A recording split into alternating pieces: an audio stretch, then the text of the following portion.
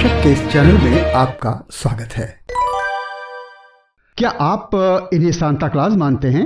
इन्हें ही सेंटा के नाम से जानते हैं?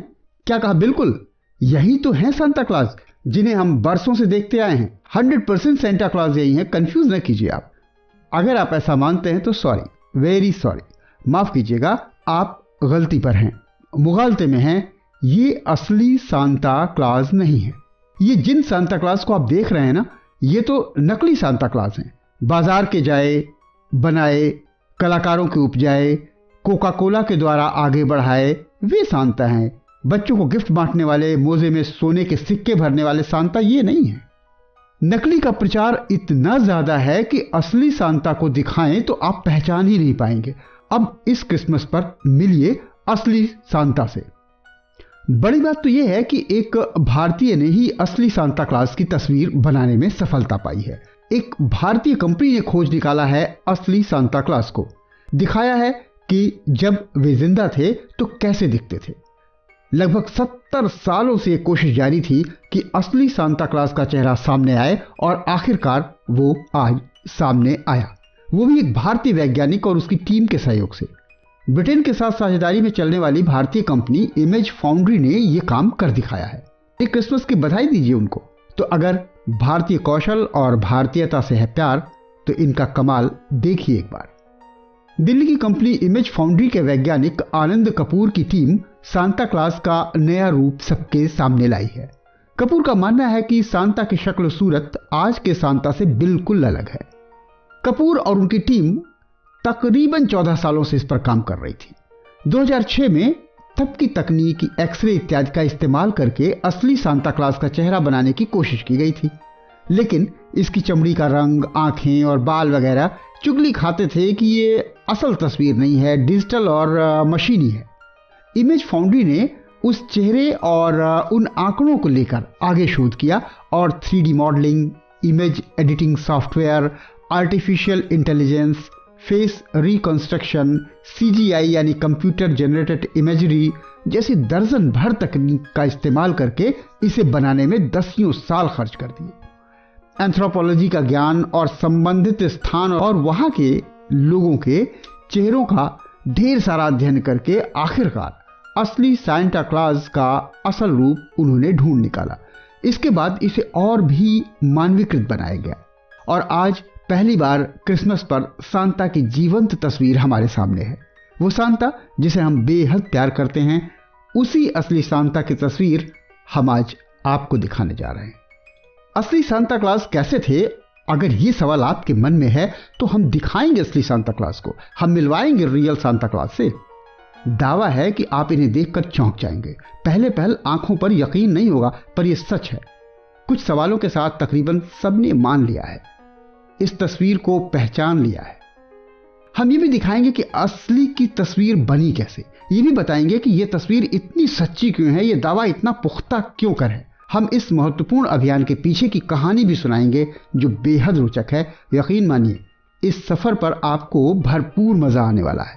पर सफर पर निकलने से पहले वो सब्सक्राइब वाला बटन दबा दीजिए और नोटिफिकेशन वाली घंटी भी, ताकि ऐसी खबरीली अनूठी सूचनाएं, कहानियां आप तक हमेशा पहुंचती रहें।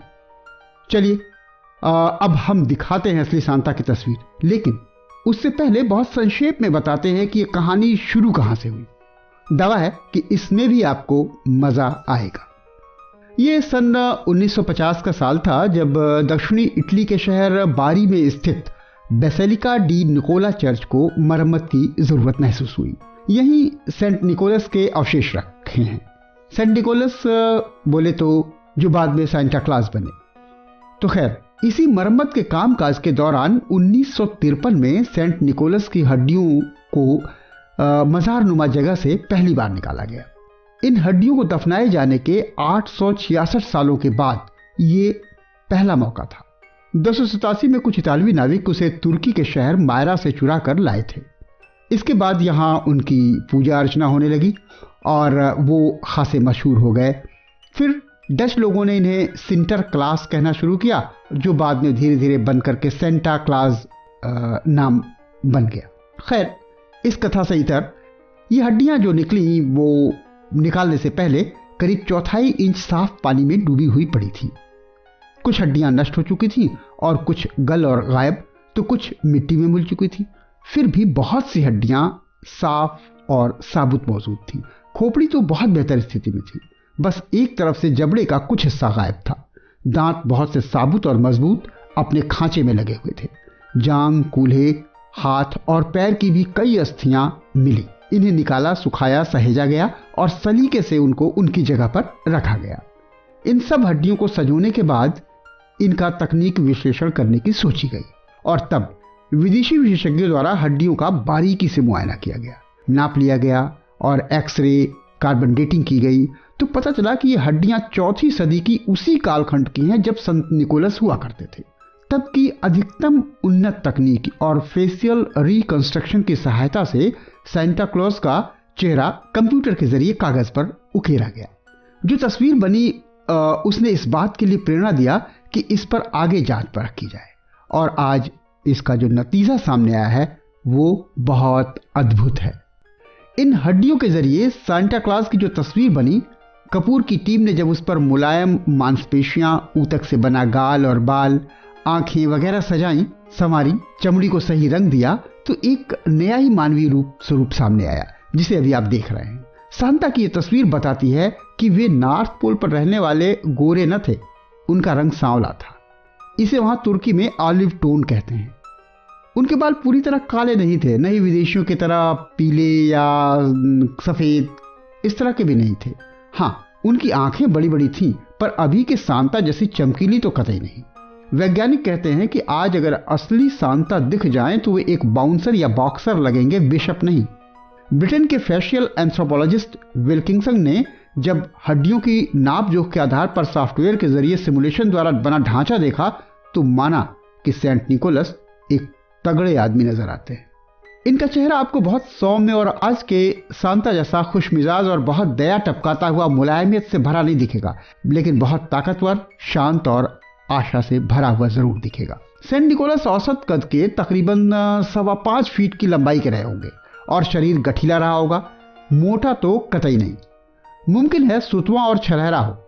पहलवानों सरीखे फैले चौड़े कंधे और थोड़ी फैली सी टांगे, हाथ और मोटी गर्दन। सर का परिमाप लगभग 52.4 सेंटीमीटर रहा होगा। सर सामान्य आकार से थोड़ा बड़ा और लंबोतरा सा था। माथा या ललाट उभरा और ठोड़ी थोड़ी निकली हुई सी थी, जबकि सामान्य ऊंचाई वाली नाक टूटी हुई। एक काउंसिल के दौरान निकोलस एक बिशप से भिड़ गए थे, जिसमें उनकी नाक टूट गई थी। ये इसका साफ सबूत है, और इस बात का भी कि वे आज की सांता की तरह इतने हंसोड़ और खुशमिजाज शायद न रहे हों। वैसे उनके जमाने में शासक वर्ग ईसाइयों पर जुल्म भी ढाता था। जुल्म के चलते कुछ टूटी हुई हड्डियों से यह भी पता चला है कि सांता क्लॉज की मौत 75 साल के आसपास हुई होगी। इसे 72 से 80 साल के भीतर आंका गया और असलियत में ये 73 साल है।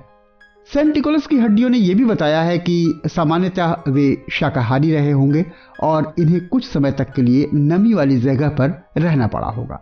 जैसा इनके जीवन से पता चलता है कि इनको 51 साल की उम्र से कुछ समय तक जेल जाना पड़ा था। सेंट निकोलस अर्थराइटिस या गठिया के बुरी तरह शिकार थे। इनकी रीढ़ की हड्डी और सिर की एक मोटी हड्डी देखने के बाद लगता है कि इन्हें कूल्हे और सिर में भी भीषण दर्द रहा करता होगा। सन 2004 में सेंट निकोलस के जीवन पर एक वृत्तचित्र या डॉक्यूमेंट्री का निर्माण हुआ था। 50 मिनट की इस फिल्म में तमाम तरह के फोरेंसिक विवरण तथा संकेत मिले थे, जो इस विषय के विशेषज्ञों के साक्षात्कार के जरिए सामने आती हैं। फिलहाल 6 दिसंबर को सेंट निकोलस का जन्मदिन होता है। उम्मीद है कि अगले 6 दिसंबर को सेंट निकोलस डे पर उनकी रहस्यमय जीवन कथा के कुछ और नए पन्ने खुल सकते हैं। लेकिन फिलहाल हम अपने भारतीय साथियों की इस सफलता पर गर्व तो कर ही सकते हैं और इस बात पर खुश भी हो सकते हैं कि हमने इस बार इस क्रिसमस को पहली बार असली सेंटा क्लॉज की असली तस्वीर देखी। इस एपिसोड में यहीं तक आपने समय दिया, धन्यवाद। आपको हमारी पेशकश कैसी लगी कमेंट में लिखिएगा जरूर। आपको तो पता ही होगा अनलिमिटेड इंडियोलॉजी का यूट्यूब पर एक ही पता है, हिंदुस्तानियम टेल्स एंड टॉक्स।